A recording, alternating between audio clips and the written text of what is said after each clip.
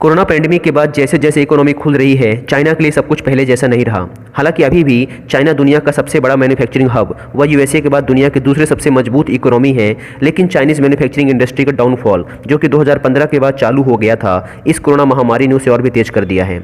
अब जब हम चाइना की ही बात कर रहे हैं तो एक बार पीछे मुड़कर देख लेते हैं कि आखिर कैसे चाइना पिछले 40 सालों में दुनिया की फैक्ट्री बन गया। तो चीज़ें शुरू होती हैं 1970 से, जब एक कम्युनिस्ट व आर्थिक रूप से बर्बाद चाइना ने खुद को कम्युनिज्म से कैपिटलिज्म की ओर मोड़ने का निर्णय लिया। तब चाइनीज़ गवर्नमेंट ने अपने यहाँ बड़े बड़े ports, infrastructure, specialised industrial area, सड़कें, नेशनल हाईवेज आदि बनाने शुरू कर दिए। और ये वो समय था जब दुनिया की सबसे बड़ी आबादी वाले देश चाइना के पास दुनिया की सबसे ज़्यादा यूथ पॉपुलेशन थी। यानी कि चाइना के पास सबसे सस्ते वर्कर्स की कोई कमी नहीं थी, बस ज़रूरत थी तो उन्हें एक स्किल्ड वर्कफोर्स में कन्वर्ट करने की, जिसके लिए चाइनीज़ गवर्नमेंट ने बड़े बड़े कदम उठाए। 1980 तक आते आते चाइना का इंफ्रास्ट्रक्चर काफ़ी डेवलप हो चुका था, वह एक स्किल्ड लेबर भी तैयार थी, जिस वजह से दुनिया भर की बड़ी बड़ी कंपनियां वहाँ भारी भारी इन्वेस्टमेंट चाइना में आके करने लगी, जिससे चाइना की इकोनॉमी ग्रोथ करने लगी। 1980 के दशक में दुनिया भर की फॉर्च्यून 500 कंपनीज ने चाइना में अपने मैन्युफैक्चरिंग बेस बनाने शुरू कर दिए, क्योंकि दुनिया भर की सारी ब्रांडेड कंपनीज सेम क्वालिटी का प्रोडक्ट चाइना में बहुत ही कम कॉस्ट पर बना सकती थी और उसे आसानी से दुनिया भर में बेच सकती थी, क्योंकि अदर डेवलप कंट्रीज़ की तुलना में चाइना का लेबर कॉस्ट बहुत ही कम था। साथ ही साथ बिजनेस को और भी ज़्यादा स्मूथ बनाने के लिए चाइनीज़ गवर्नमेंट अपने यहाँ के इंफ्रास्ट्रक्चर और पॉलिसीज़ को लगातार इंप्रूव करती जा रही थी। 1990 तक आते आते यह कंडीशन आ चुकी थी कि वो सेम प्रोडक्ट जो कि चाइना के बाहर मैन्युफैक्चर किए जाते थे, वे चाइना में मैन्युफैक्चर हो रहे सेम क्वालिटी के प्रोडक्ट के साथ कम्पीट नहीं कर सकते थे। इसलिए मजबूरी में उन बिजनेस को अपने मैन्युफैक्चरिंग बेसिस या तो चाइना में शिफ्ट करने पड़ते थे या फिर उस बिजनेस से बाहर होना पड़ता था, क्योंकि मैन्युफैक्चरिंग कॉस्ट डिफरेंस बहुत ही ज़्यादा हो जाता था। इस तक आते आते दुनिया भर के 25% प्रोडक्ट की मैन्युफैक्चरिंग अकेले चाइना में होने लगी।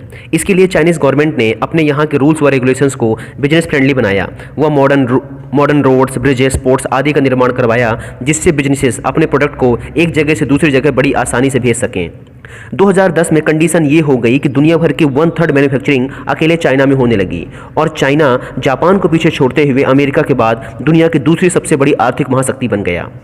चाइना की इस जबरदस्त ग्रोथ को हम इस बात से समझ सकते हैं कि 1970 से पहले लगभग 70% चाइनीज़ पॉपुलेशन अपनी आजीविका के लिए एग्रीकल्चर सेक्टर पर डिपेंड करती थी, जो आज घटकर मात्र 30% रह गया है। 1990 में चाइना की वार्षिक प्रति व्यक्ति आय $150 हुआ करती थी। मात्र 15 साल बाद 2005 में यह बढ़कर $2800 हो गई और सिर्फ अगले 10 सालों में यानी कि 2015 में यह बढ़कर $8900 पर ईयर हो गई। और आज 2020 में यानी कि सिर्फ 5 साल बाद पर चाइनीज़ पर्सन अर्ली वेजेस $13,500 से भी ज़्यादा हो चुके हैं। एक देश जो कि पिछले 200 सालों से गरीबी की महामारी से गुजर रहा था, मात्र पिछले 30 सालों में इतना अमीर हो गया, ऐसा मिरेकल इतिहास में किसी और देश के साथ देखने को नहीं मिलता।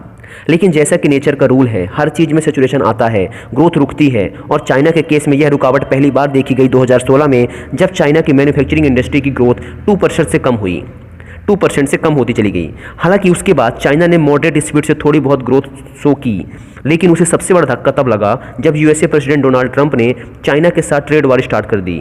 वह चाइनीज़ प्रोडक्ट के इंपोर्ट्स पर टैरिफ इंक्रीज़ कर दिए, जिससे चाइना के द्वारा यूएसए को एक्सपोर्ट किए जाने वाले प्रोडक्ट में 7% की कमी हुई, जिससे चाइना की मैन्युफैक्चरिंग इंडस्ट्री को बिलियंस ऑफ डॉलर का लॉस होने लग गया। उसके बाद से बहुत सी कंपनीज़ ने चाइना से अपनी मैन्युफैक्चरिंग यूनिट्स अदर कंट्रीज़ में शिफ्ट करनी स्टार्ट कर दी। इसके साथ ही 2015 के बाद चाइना ने अपनी नेबरिंग कंट्रीज़ व अदर नेशंस के साथ अपनी पावर दिखानी स्टार्ट कर दी, जिससे बहुत से देश जैसे Vietnam, Philippines, Japan, India China के खिलाफ होने लगे। यह देश चाइना से कम इंपोर्ट्स करें, इसके लिए विकल्प ढूंढने लगे। इसके अलावा ये चाइना अब वो पुराना चाइना नहीं रहा जहां स्किल्ड लेबर बहुत ही सस्ती मिल जाती थी। अब कंपनीज अपने प्रोडक्ट 80% डिस्काउंट में मैन्युफैक्चर नहीं कर पा रही थी, जैसा वे पहले चाइना में आसानी से कर लेती थी, क्योंकि चाइना के वर्कर्स की इनकम बढ़ रही थी, जिससे उनका लिविंग स्टैंडर्ड भी बढ़ रहा था, जिससे कंपनीज के लेबर कॉस्ट भी लगातार बढ़ रहे थे। हालांकि 2015 के बाद चाइना से थोड़ी बहुत मैन्युफैक्चरिंग यूनिट्स दूसरी कंट्रीज़ में शिफ्ट होने लगी थी, मगर अब भी चाइना दुनिया का सबसे बड़ा मैन्युफैक्चरिंग हब था। दुनिया के लगभग सारे देश अपने यहाँ पर बनने वाले प्रोडक्ट्स के लिए रॉ मटेरियल व अदर इक्विपमेंट के लिए चाइनीज सप्लाई पर डिपेंड करते थे। फिर 2019 के लास्ट में आया कोरोना पैंडेमिक, जिससे चाइना में लॉकडाउन लग गया, वो वहाँ की मैन्युफैक्चरिंग यूनिट बंद करनी पड़ी। इससे सारी दुनिया के वो देश जो रॉ मटेरियल व अदर इक्विपमेंट्स के लिए चाइना की सप्लाई पर डिपेंड करते थे, उनकी कंपनीज बंद पड़ने लगी। वह सारी दुनिया की सप्लाई चेन ही टूट गई, क्योंकि चाइना दुनिया भर में ऐसे इंपॉर्टेंट इक्विपमेंट सप्लाई करता है जिसके बिना दूसरे प्रोडक्ट बन ही नहीं सकते, वो भी सबसे सस्ती व सबसे कम कीमत पर, जिसकी वजह से दुनिया भर के बहुत से देश अपने ज़रूरी इक्विपमेंट चाइना से ही खरीदते थे और उस पर पूरी तरीके से डिपेंड करते थे। फॉर एग्जाम्पल, चाइना दुनिया भर में दूसरा सबसे बड़ा दवाई मैन्युफैक्चरिंग कंट्री है। जब लॉकडाउन लगा, वह दुनिया को मास्क, मेडिसिन, वेंटिलेटर्स आदि की ज़रूरत पड़ी, तो चाइना ने इसमें देरी की। वह अपनी मनमर्जी के हिसाब से मेडिकल इक्विपमेंट को लेकर राजनीति की। चाइना ने कोरोना पैंडेमिक के समय दुनिया भर की खुद पर निर्भरता को एक मौका समझा। वह दूसरे देशों को अपने इन्फ्लुएंस में लाने व कंट्रीज़ पर हावी होने की कोशिश की। तब जाकर दुनिया को रियलाइज़ हुआ कि उन्होंने एक ही देश पर अपनी निर्भरता रखकर कितनी बड़ी गलती की है, जिसके बाद से कई देशों ने यह निर्णय लिया कि वे अपने देश की कंपनीज़ को चाइना से हटाकर अपने देश में वापस या फिर अलग अलग कंट्रीज में शिफ्ट करेंगे, जिससे सप्लाई चेन डिस्ट्रीब्यूट हो व एक ही देश पर निर्भर ना रहना पड़े। इसके लिए सबसे पहले पहल की जापान ने, जबकि जापानीज गवर्नमेंट ने $2.2 बिलियन का इंसेंटिव्स देने की घोषणा की उन कंपनीज को जो कि अपनी मैन्युफैक्चरिंग यूनिट चाइना से हटाकर जापान वापस लाएंगी या फिर अदर एशियन कंट्रीज में शिफ्ट करेंगी। जापान के द्वारा 2600 कंपनियों पर किए गए एक सर्वे पर यह पाया गया कि उसमें से लगभग 37% कंपनीज यह सोच रही हैं कि वे एटलीस्ट अपनी मैन्युफैक्चरिंग यूनिट का एक हिस्सा चाइना से हटाकर किसी दूसरी कंट्री में शिफ्ट करेंगी। अब ये तो फ्यूचर ही बताएगा कि इन कंपनीज का निर्णय क्या होता है। लेकिन कुछ कंट्रीज़ हैं जो कि चाइना से शिफ्ट हो रही मैन्युफैक्चरिंग यूनिट को अपने फ़ायदे में बदल रही हैं, जिसमें पहले नंबर पर है वियतनाम। सन 2000 से पहले वियतनाम एक बहुत ही गरीब देश था, जो कि अपनी 10 करोड़ की आबादी के साथ गरीबी को लेकर संघर्ष कर रहा था। सन 2000 के टाइम पे जब चाइना की आबादी धीरे धीरे अमीर हो रही थी, वो वहाँ की वर्क फोर्स धीरे धीरे महंगी होती जा रही थी, तब बहुत सी फेमस इंटरनेशनल कंपनीज जैसे नाइकी, एडिडास ने अपनी मैन्युफैक्चरिंग यूनिट चाइना की बजाय वियतनाम में लगाना ज़्यादा उचित समझा। वह साथ ही साथ वियतनाम लगातार अपने इंफ्रास्ट्रक्चर को भी डेवलप करता जा रहा था। बहुत ही कम labour cost, business friendly government policies व डेवलपिंग इंफ्रास्ट्रक्चर की वजह से बहुत सी कंपनियां जो कि चाइना के बढ़ते लेबर कॉस्ट की वजह से चाइना को छोड़ना चाह रही थी, वे मेनली वियतनाम में शिफ्ट होने लगीं। जहां सन 2000 के टाइम पे वियतनाम की पर कैपिटा इनकम $390 हुआ करती थी, वहीं आज 2020 में वियतनाम की पर कैपिटा इनकम $3000 क्रॉस कर चुकी है, जिससे वियतनाम एक पुअर कंट्री से मिडिल इनकम वाली कंट्रीज़ की लिस्ट में आ चुका है। दूसरी कंट्री जिसे चाइना से शिफ्ट हो रही मैन्युफैक्चरिंग यूनिट से फ़ायदा मिल रहा है वो है मैक्सिको। बहुत सी इंटरनेशनल कंपनीज जो कि चाइना छोड़ रही हैं, वो अपने आप को मैक्सिको में सेटल करती जा रही हैं। Reason, well develop infrastructure and business friendly government policies. US China trade war की वजह से मैक्सिको के द्वारा यूएसए को किए जा रहे एक्सपोर्ट्स में 7% की ग्रोथ हुई है और मैक्सिको का यूएसए को एक्सपोर्ट्स $342 बिलियन को भी पार कर गया है, जो कि चाइना के यूएसए के एक्सपोर्ट्स का 42% है। और एक्सपर्ट्स के ऐसी राय है कि ये तो अभी शुरुआत है। चाइना से निकल रहे मैन्युफैक्चरिंग यूनिट की वजह से मैक्सिको को अगले कई सालों तक लगातार 18 से 20 बिलियन डॉलर का हर साल फ़ायदा होगा। तीसरी कंट्री जिसे चाइना की शिफ्ट हो रही मैन्युफैक्चरिंग यूनिट से ज़्यादा फ़ायदा मिल रहा है वो है हमारा प्यारा भारत। चाइना व भारत की आबादी लगभग बराबर है, 1.4 बिलियन। भारत की जो सबसे बड़ी ताकत है वह है दुनिया में सबसे ज़्यादा वर्किंग यूथ पॉपुलेशन वाला देश, जिससे हमारे यहाँ सस्ते में स्किल्ड लेबर अवेलेबल है। लेकिन हमें यह कड़वा सच मानना पड़ेगा कि हमारे देश की गवर्नमेंट की पॉलिसीज़ बिजनेस फ्रेंडली नहीं हैं और आज भी हमारा इंफ्रास्ट्रक्चर अंडर डेवलप्ड है। जितनी roads, highways, bridges and ports एक मैन्युफैक्चरिंग हब वाली कंट्रीज़ में होना चाहिए, अभी उससे हम बहुत पीछे हैं।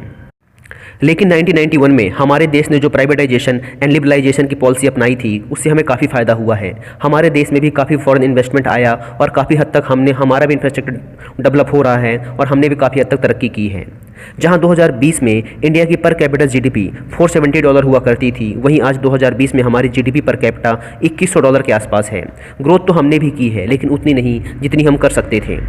40 साल पहले चाइना की जीडीपी भारत से भी कम हुआ करती थी, लेकिन आज चाइना की जीडीपी हमसे 5 गुना ज़्यादा है। रीज़न, खराब इंफ्रास्ट्रक्चर व बेकार गवर्नमेंट पॉलिसीज़। मैन्युफैक्चरिंग सेक्टर में तो हम बहुत पीछे रह गए, लेकिन सर्विस सेक्टर जैसे बैंकिंग, रिटेल एवं इंफॉर्मेशन टेक्नोलॉजी में भारत ने ज़बरदस्त तरक्की की है, जिसकी बदौलत पिछले 18 सालों में देश ने 30 करोड़ लोगों को गरीबी रेखा से ऊपर उठा लिया है। लेकिन अभी बहुत कुछ करना बाकी है। भारत में मैन्युफैक्चरिंग ने थोड़ी बहुत रफ्तार तब पकड़ी जब 2014 में मोबाइल कंपनीज ने अपनी मैन्युफैक्चरिंग सेटअप इंडिया में लगाने स्टार्ट कर दिए और आज 2020 में इंडिया चाइना के बाद दुनिया का दूसरा सबसे बड़ा मोबाइल मैन्युफैक्चरिंग कंट्री है और शायद 2025 तक हम इस फील्ड में चाइना को भी पीछे छोड़ छोड़कर नंबर 1 हो जाएंगे। आज बहुत सी कंपनी जैसे एप्पल, सैमसंग, सोनी आदि ने अपनी मैन्युफैक्चरिंग यूनिट्स इंडिया में लगानी स्टार्ट कर दी हैं, जिससे इंडियन मैन्युफैक्चरिंग सेक्टर भी स्पीड पकड़ रहा है। अभी रिसेंट की ये न्यूज़ है कि उबर ने डिसाइड किया है कि वो दुनिया की सबसे बड़ी electronic two wheeler manufacturing company India में सेटअप करने जा रहा है। साथ ही सैमसंग ने घोषणा की है कि वो अपने मोबाइल डिस्प्ले मैन्युफैक्चरिंग की सबसे बड़ी यूनिट चाइना से इंडिया के नोएडा में शिफ्ट करने जा रहे हैं। अगर ऐसा चलता रहा तो बहुत ही जल्द इंडिया का इकोसिस्टम भी बिजनेस फ्रेंडली हो जाएगा। वो बहुत से फॉरेन इन्वेस्टमेंट व कंपनीज इंडिया में आएंगी। इंटरनेशनल मॉनेटरी फंड की रिपोर्ट के अनुसार भारत 2030 तक अमेरिका व चाइना के बाद दुनिया की तीसरी सबसे बड़ी इकोनॉमिकल पावर वाला देश बन जाएगा। यानी कि दुनिया में यूएस और चाइना के बाद भारत की जीडीपी सबसे ज़्यादा होगी। लेकिन फिर एक बार याद दिला देता हूँ कि ये सब डिपेंड करेगा गवर्नमेंट की पॉलिसीज़ कैसी रहती हैं, वो हमारा इंफ्रास्ट्रक्चर कितना डेवलप होता है। हालांकि चाइना का डाउनफॉल शुरू है, लेकिन इतना आसान नहीं होगा कंपनीज के लिए चाइना छोड़कर कहीं और शिफ्ट करना। ऐसे ही चाइना को दुनिया की फैक्ट्री नहीं कहा जाता। वो दुनिया में सबसे अच्छा इंफ्रास्ट्रक्चर प्रोवाइड करता है कंपनीज को बिजनेस करने के लिए। वहाँ की पॉलिसीज़ बहुत ही ज़्यादा बिजनेस फ्रेंडली हैं। वहाँ कोई भी बिजनेस आसानी से फल फूल और प्रोग्रेस कर सकता है। ऐसा अनुमान है कि लगभग 20 से 25 साल लग जाएंगे किसी दूसरी कंट्री को चाइना जितनी मजबूत मैन्युफैक्चरिंग यूनिट बनने में। और अब विशेषज्ञों का तो यह भी मानना है कि अगले 50 सालों के अंदर आर्टिफिशियल इंटेलिजेंस की वजह से हर देश अपनी ज़रूरत की वस्तुएं खुद अपने देश में ही मैन्युफैक्चर कर लेगा। फिर ऐसी कोई मैन्युफैक्चरिंग हब की ज़रूरत नहीं रहेगी। लेकिन अगर ऐसा नहीं हुआ तो कौन होगा दुनिया का अगला मैन्युफैक्चरिंग हब? आपको क्या लगता है? कमेंट सेक्शन में बताइए। क्या आपको भी लगता है कि चाइना का डाउनफॉल शुरू हो गया है, या फिर चाइना ही अगली मैन्युफैक्चरिंग पावर बना रहेगा और इकोनॉमिकली यूएसए को पछाड़ कर नंबर 1 बन जाएगा? Let me know in the comment section. Thanks for watching.